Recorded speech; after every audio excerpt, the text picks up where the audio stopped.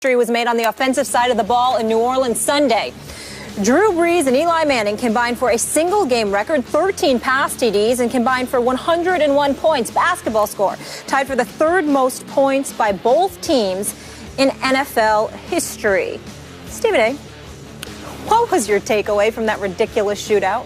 Honestly speaking, my takeaway from the game, the first thing that came to my mind was both defensive coordinators should be forced to fly a commercial home. They shouldn't be allowed. I thought you were going to say they should be fired. No, because, I mean, obviously they ain't giving up 52 every week or 49 every week. But both defensive coordinators, Spagnuolo and, of course, Rob Ryan, should not even have been allowed. In Spagnuolo's case, don't even get on a team plane. In Rob Ryan's case, you know what? Just make him walk home. Just make him walk home. I mean, it's like literally you literally owe your owners a check for this week, you know, because you clearly didn't show up on the job unless you apply for vacation and you tap it onto your vacation. You did nothing. There was no defense. I mean, the Giants' defense yesterday was so embarrassing. I mean, how many times did Drew Brees throw a touchdown? I know he had 7 touchdown passes, but how many times did he throw a touchdown pass? And you literally saw the Giants' defense looking around at one another like, what happened? You were supposed to be there. You were supposed to be. I mean, it's almost like they didn't show up to work. They just showed up in New Orleans for a game. And then the next thing you know, this kind of stuff happens. Of course, Drew Brees was sensational. Eli Manning showed up. Odell Beckham Jr. had a 100-yard-plus game. He showed up. We see what was happening here. But there was literally no defense. It looked like a Big 12 game, for crying out loud. No defense whatsoever. And by the way, Tom Coughlin should be ashamed of himself, too. This man has a defensive background. This man has credentials. He's a 2-time Super Bowl champion. And talk about the identity of the New York Giants. When they won Super Bowls, it was all about their defense. With Parcells, with Tom Coughlin, okay? Led by Strahan or Justin Tucker or these boys. It didn't matter. You saw a defense. Never in my wildest dreams did I think we'd see a big blue team that was so god-awful defensively. I don't care who's hurt.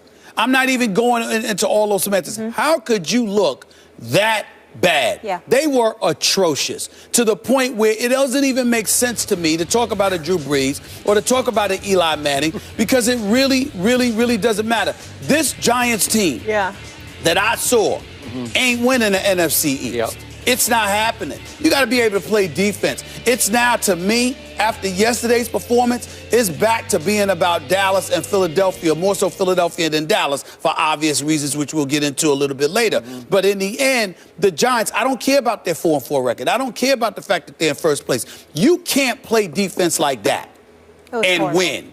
That was just embarrassing. That's all I took from it. I just sat up there and watched. It's like, this is not an NFL game. And if it were college, you're excited about it. But there's something about it being an NFL game that just turns you off. That you looked at the NFL and you literally said to yourself, these are supposed to be professionals. How do you look? Even when New England dropped 50 on Jacksonville didn't look like that. You know, you just got methodically picked apart by a clearly superior team. No, in the case of the Giants against the Saints, it literally looked like both teams decided not to play defense. The 29th and 30th ranked defense going into it, total. I mean, I couldn't believe how bad they looked. I really couldn't. Did the game count? Yes. It goes in the standings, It goes in the standings. Okay, I want to make sure of that because you said it didn't look like an NFL game. It did, And by the way, before I launch on this, Molly is threatening to unfollow me on Twitter. I trolled him last night. I thanked the Saints for winning that game for me and my Cowboys, and in it, I wrote Giants in all lowercase letters. And everything like else little in Giants. caps. Okay? Just obnoxious. She's going to unfollow me over it was obnoxious. That's fine. Okay, here's my takeaway. No team that gives up 52 points deserves to win the NFC East. I'm sorry, no team. So that was my number one takeaway. And number two, because the game did count in the standings, dropping the Giants to, 4-4? First place. Now, somehow, some way, embarrassingly enough for the division, my Dallas Cowboys are still only one game out of first place in the loss column. Only one game out of first place in the loss. Are you kidding me? And, my other takeaway was that the ultimate new accident waiting to happen in pro football is your New York Giants. How did they lose that opening game at Jerry World? And then follow that up by a loss. And they lost to the Falcons. And the Falcons are starting to get exposed as just pretty good. Not great, not dominant. They're just pretty good. They lost at home to Tampa. They almost lost at home to the Redskins. Remember that? So they're getting exposed. Yes. They're coming back to earth quickly. And yesterday, the New York Football Giants managed to blow this game on a face mask penalty by the punter. By the punter. By Brad Wing, the punter. Here he is. He gets a face mask as the ball is fumbled forward. This is Cowboys-esque. This is Cowboys-esque. This is old Cowboys. Previous Cowboys-esque. These are the Cowboys you used to laugh at, scoff at, ridicule for being the accident waiting to happen. And now it's Brad Wing. Brad Wing, he gets a face mask, and all of a sudden they've got a 50-yard field goal, and the new kicker hits it, and the game is over. And here's the God's truth of what happened yesterday. Your Giants didn't deserve to win this game because your Giants were 1 out of 8 on third down. In this shootout, they still were only 1 of 8 on third down. And when you look at the total yards, your Giants had 416, which is really good.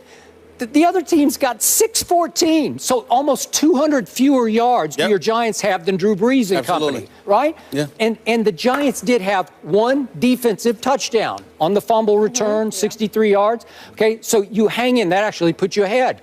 But the home team had 2 turnovers, and the Giants only had 1 turnover. Yeah. So I look at what happened. Your Giants were lucky to be in the game, and then incredibly unlucky to blow the game in the end.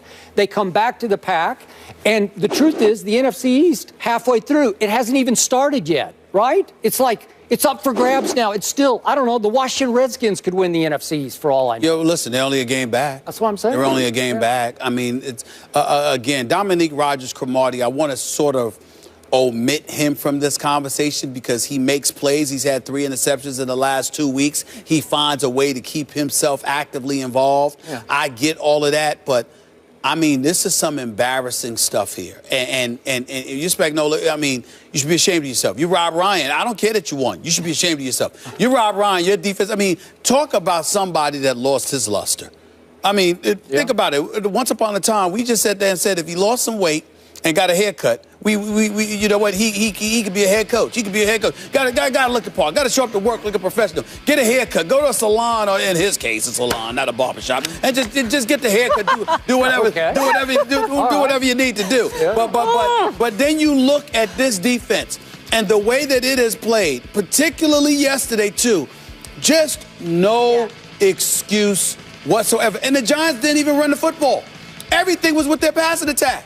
And you just looked at it, and somehow, some way, despite throwing 6 touchdown passes, 350 yards. I mean, what is it here? A rating of 138. Yeah. Somehow, some way, Eli Manning still lost this game. He lost the game. The New Orleans defense is bad. It was bad yesterday.